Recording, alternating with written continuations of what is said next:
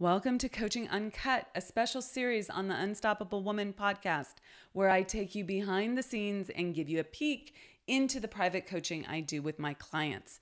All of these coaching calls have been recorded with the permission from my clients who have generously allowed me to share these with you as a way of helping more people in this world. They give you access to master level coaching and the opportunity to learn the lessons that they're learning right along with them. Please keep in mind that these recordings are not studio productions and the audio quality may be less than ideal, but the content will take you far and help you become unstoppable. With that, listen in and learn.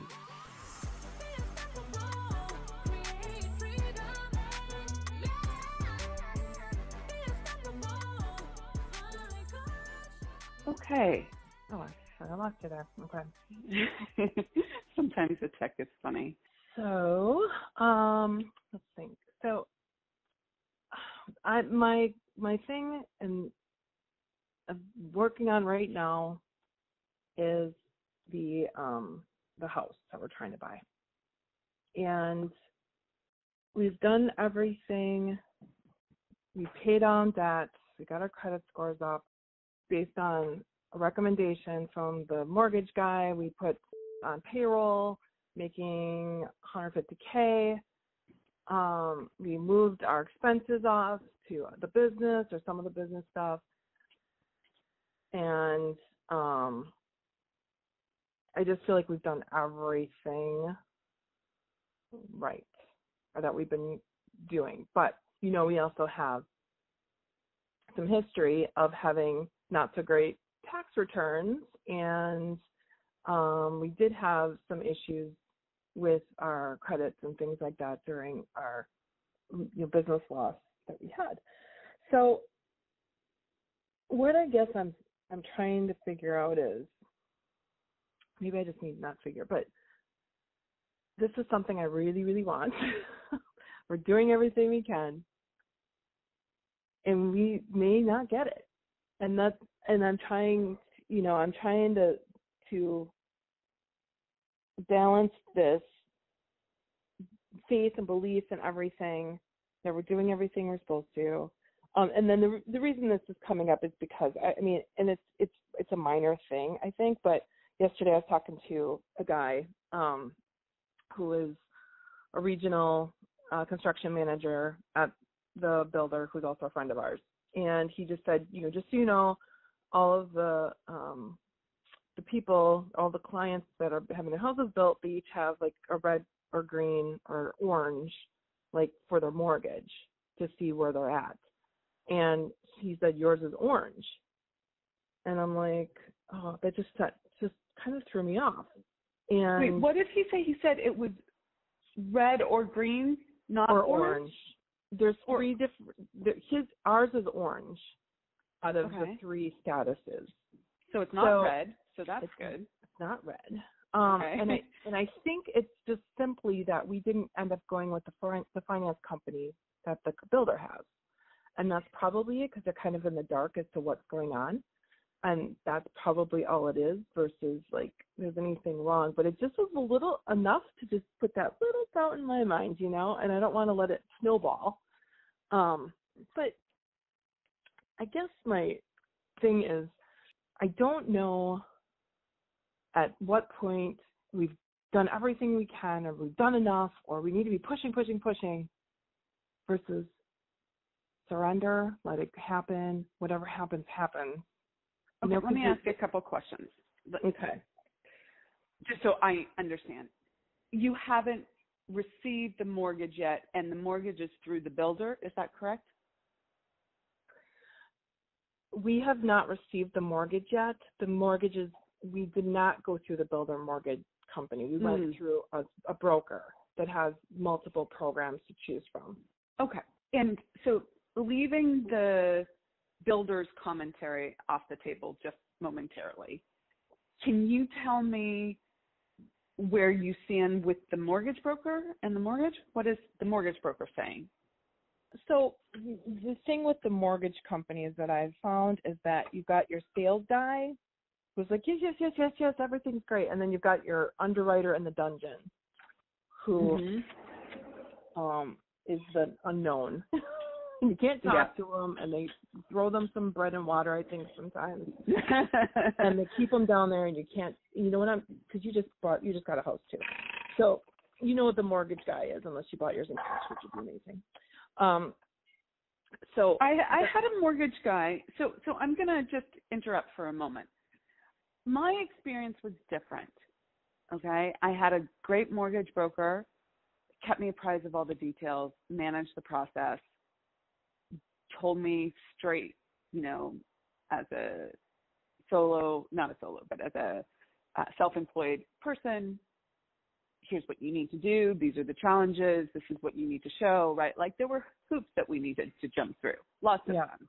It was, a multi-phase process.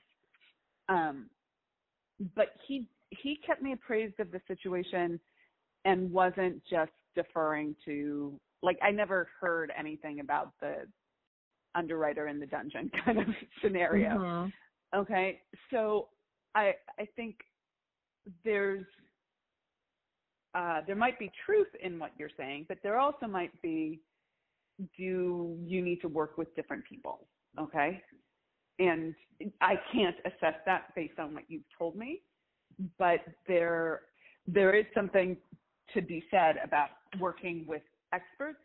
And if you're not working with experts and you don't have experts in your camp, it can be really frustrating.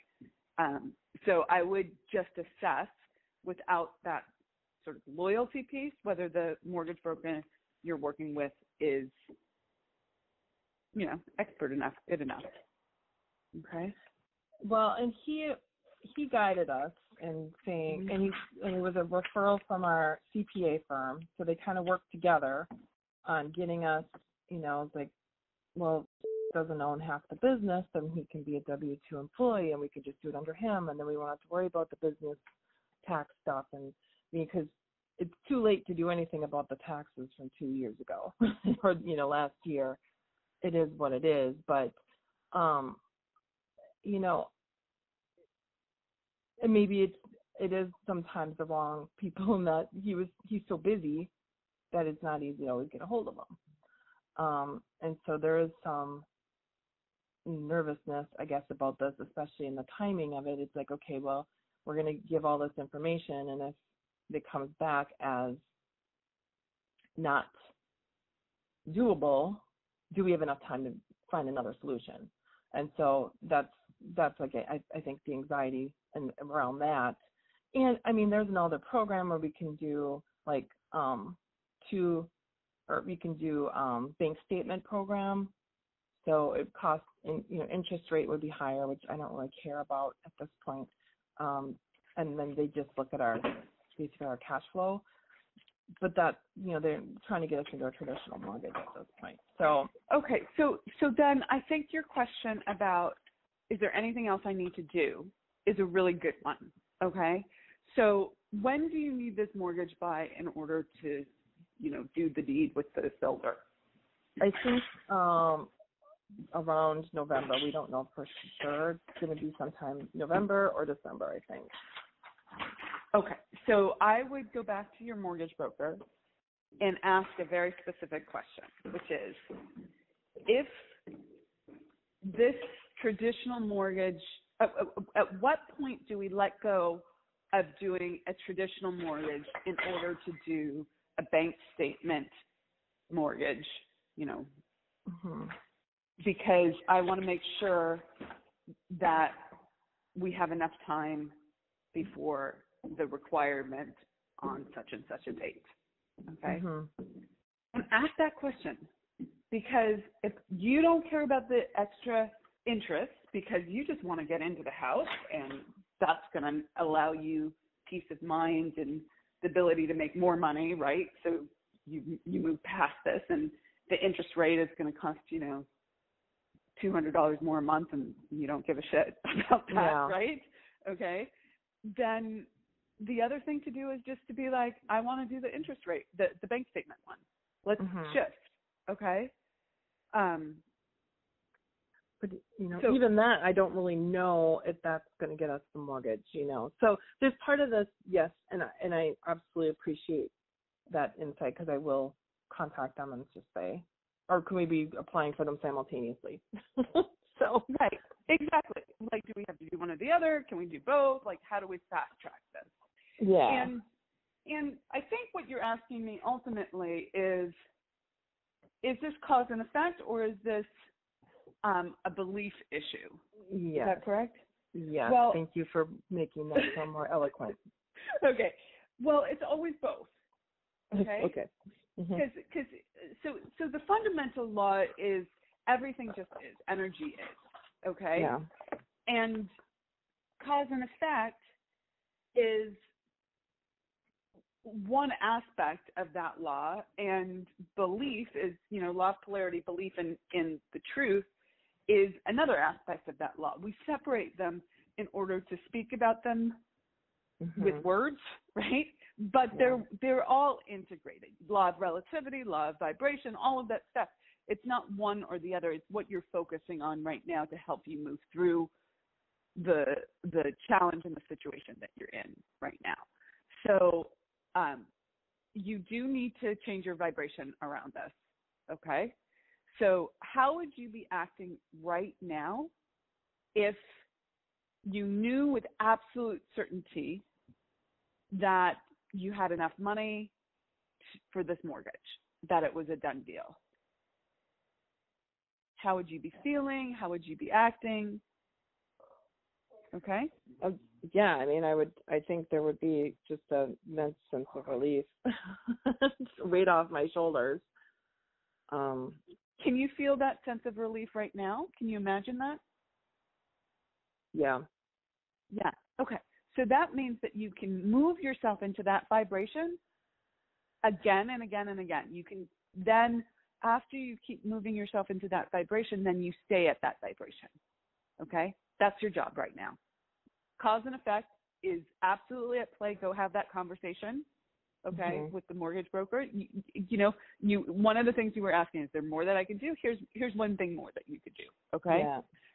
And additionally, your belief, i.e. your vibration, is a cause.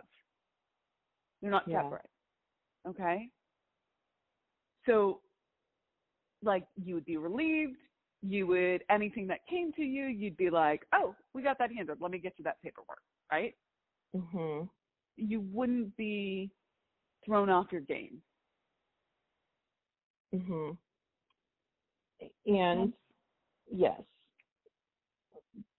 And there's this, there's a real possibility that this won't come through. And that's where I'm like bracing myself for disappointment. And that's, or, like. So that's negative faith, Wendy. I know. Okay, so they're great that you point that out. This is your growth edge. Forgive yourself, love yourself, acknowledge yourself, all of that. Don't beat yourself up for it, and do it differently. It doesn't mean that you have to be. Here's where people go awry. They're like, Amira, I keep going back to this negative faith. I'm up. I can't do this, right? And then they start beating themselves up over it. Every time, and that's just a self-fulfilling prophecy, and that doesn't work, okay? So don't do that, okay?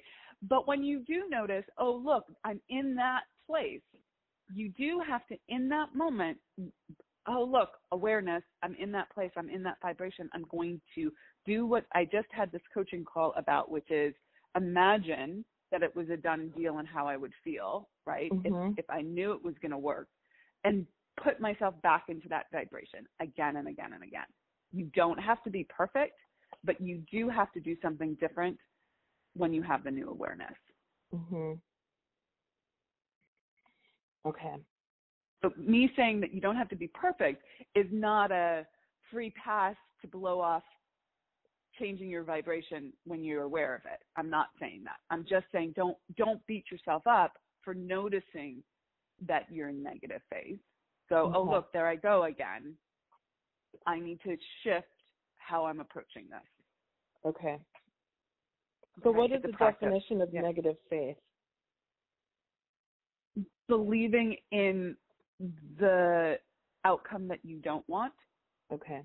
It's what most people call worry. Okay. It hasn't happened yet.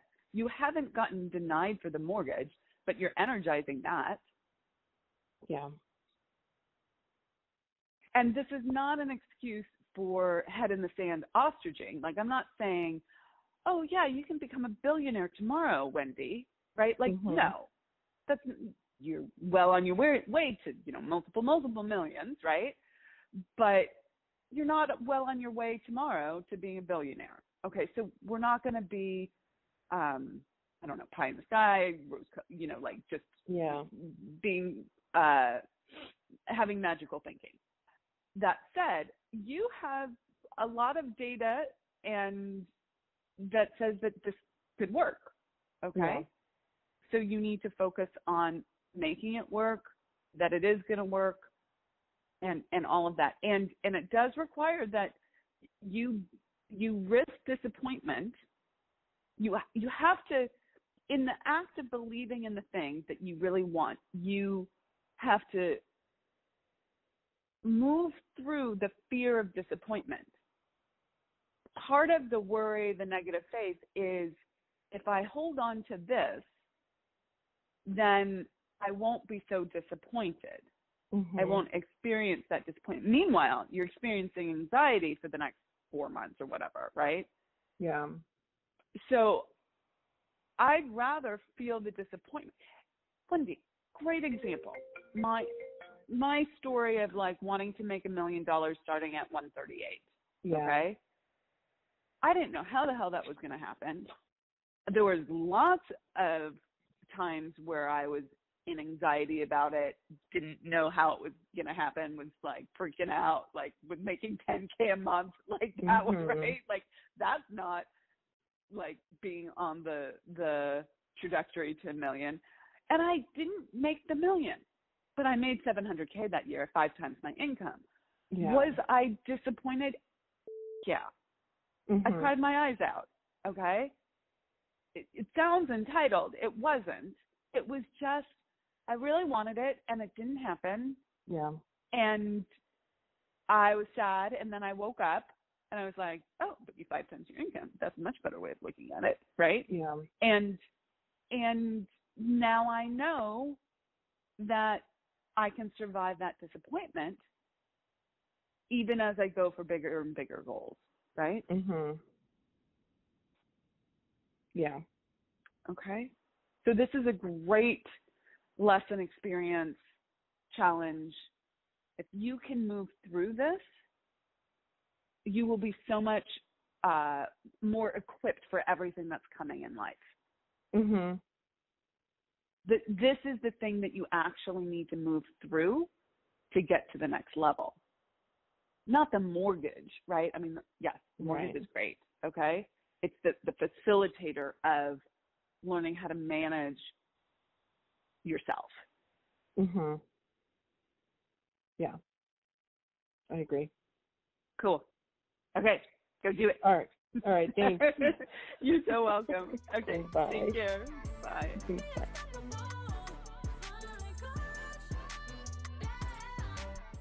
Thank you so much for joining us for Coaching Uncut. If you loved what you learned today, please leave us a comment and let us know. We always love a thumbs up or a 5-star review, so thank you in advance for that.